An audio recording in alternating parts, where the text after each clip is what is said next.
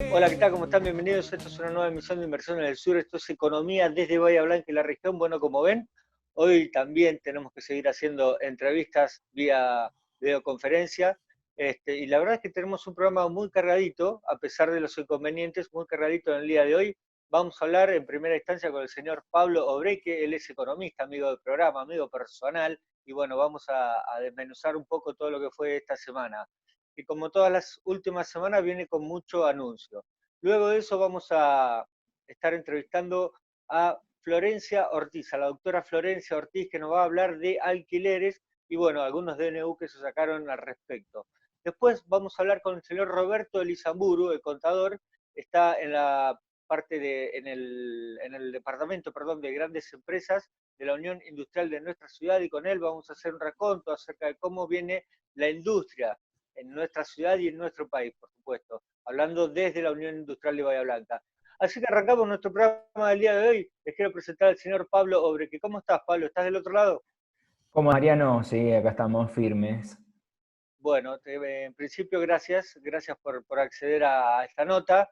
Es la que nos toca vivir en este momento. Sí, bueno, para mí es un placer y bueno, por suerte la tecnología esta vez juega de nuestro lado y bueno, hace posible que muchas actividades se puedan seguir desarrollando. Una es esta. Bueno, hay un montón de otras actividades que no se están pudiendo desarrollar. Pablo, uno anda por la ciudad y está prácticamente vacía.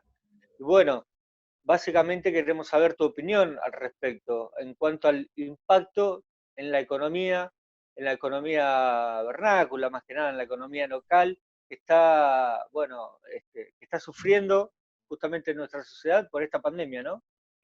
Sí, mirá, y es fundamental lo que vos decís. O sea, esta pandemia lo que hace, creo, y lo hemos dicho hace 2 o 3 semanas atrás, que la economía solamente hay un 25% que está funcionando, del 100% de...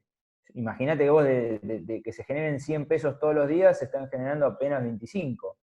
Sí, Los otros sí, 75 no se están generando y esta es en una semana donde vas a ver muchos informes en donde varias pymes, vamos a decir que son 500.000 pymes que esta semana tenían que pagar entre alquileres, salarios, sí, proveedores, sí, y bueno, se estima que por lo menos el 30 o 35% tiene problemas para pagar los sueldos o pagar proveedores o pagar alquileres, con lo cual, Mariano, vos vas a tener, digamos, toda esta semana más la semana que viene con todavía aún un menor número de actividad. Y hay que hacer alguna salvedad, porque algunos sectores que están abiertos, ponele que llegan. El tema son aquellos sectores en el cual, digamos, desde el 19 de marzo para acá, su facturación es cero, pero sus sí, gastos se mantienen.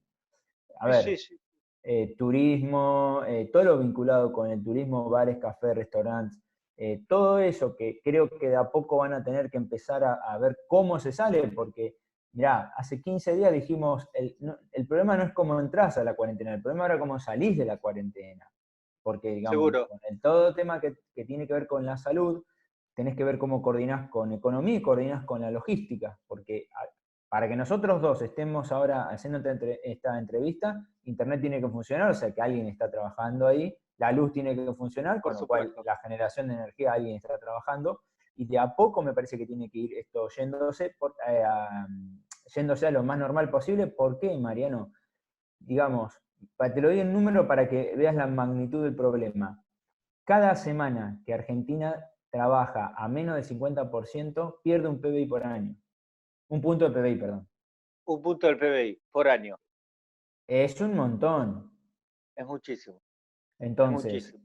y a medida que van avanzando las semanas, digamos, esto empieza a tener muchos efectos y vamos a empezar a encontrar un problema de desempleo que vamos a ver cómo se termina resolviendo, porque hoy no lo vamos a ver tan cerca, pero esto de continuar así, vas a tener un problema de desempleo, digamos, en la calle. Bien. Pablo, a ver, una consulta. Tenemos la liquidación de las LILIC. El banco las compró todas, hay unos 400.000, un poco menos, 400.000 millones de pesos en los bancos. Ahora, las tasas siguen siendo altísimas. y la verdad es que no da para la reactivación. A mí me dan una tasa del 49%, ponele, que el número final es más alto por los gastos. Bueno, la verdad es que se me hace muy complicado ir a pedirle 10 pesos para pagar un sueldo. Bueno, ahí ese es el tema. O sea, vos te endeudás para pagar un gasto corriente que tiene una tasa, hoy en algunos casos de 24%, que son, digamos, los famosos créditos Sí, que se dieron a las pymes. Sin embargo, vos pensás que tenés una economía informal del 35-40%. Con lo cual esas, por ejemplo, pymes que por ahí no están bancarizadas, llegar a pedir ese préstamo es algo difícil. ¿Por qué? Porque tiene que presentar una carpeta, tiene que claro. sentarse a hablar con un ejecutivo de cuentas, ver cuánto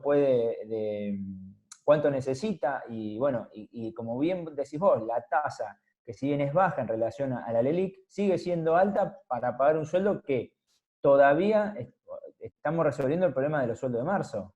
Si esto continúa, que por lo menos hay como alguna decisión de que, digamos, no se levante el 13, sino que se vaya yendo por etapas, pero que continúe, no sé qué va a pasar con los sueldos y proveedores y gastos de mayo, que van a corresponder a lo que se paga por el mes de abril. Entonces, de alguna manera vas a tener que ir saliendo, si no, vas a tener algún problema que hoy no tenías y vamos a ver con qué lo resolvés, porque tampoco, vos pensás, la recaudación, Mariano, la última recaudación fue como 10-12% debajo de la inflación, ¿está bien?